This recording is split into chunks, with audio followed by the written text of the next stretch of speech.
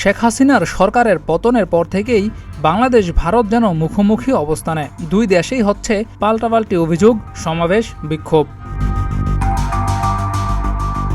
শেখ হাসিনার পতনের পর দুঃখে ভারতীয় মিডিয়া বাংলাদেশ নিয়ে একের পর এক মিথ্যাচার ছড়িয়ে যাচ্ছে। কোনো কিছু না পেয়ে শেষ পর্যন্ত তারা বাংলাদেশের হিন্দুদের উপর কথিত হামলার অভিযোগ ছড়িয়ে যাচ্ছে, আর সেগুলো নিয়ে ভারতের জনগণও তাদের মিডিয়ার মতোই অভিযোগ তুলছে।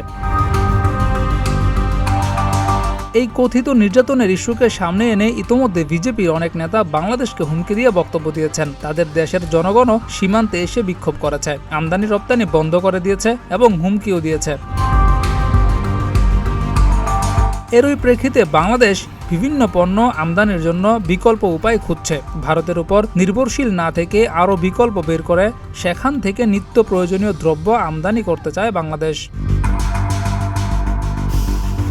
বাংলাদেশের সবচেয়ে বেশি প্রয়োজনীয় আলু এবং পেঁয়াজের সবচেয়ে বেশি আমদানি করা হতো ভারত থেকে, কিন্তু এখন এই পণ্যগুলো অন্য দেশ থেকে আমদানি করবে বাংলাদেশ। আর সেজন্য সম্ভাব্য উপায় হিসাবে দেখা হচ্ছে আলুর জন্য জার্মানি, মিশর, চীন এবং স্পেন, এছাড়া পেঁয়াজের জন্য চীন, পাকিস্তান এবং তুরস্ক। বাংলাদেশ কর্তৃপক্ষ বলছে ভারতের বাজারে এসব পণ্যের দাম প্রতিনিয়ত বেড়েই চলছে, সেজন্য বিকল্প উপায় দেখা হচ্ছে। জিয়াউর রহমান, প্রতিদিনের বাংলাদেশ।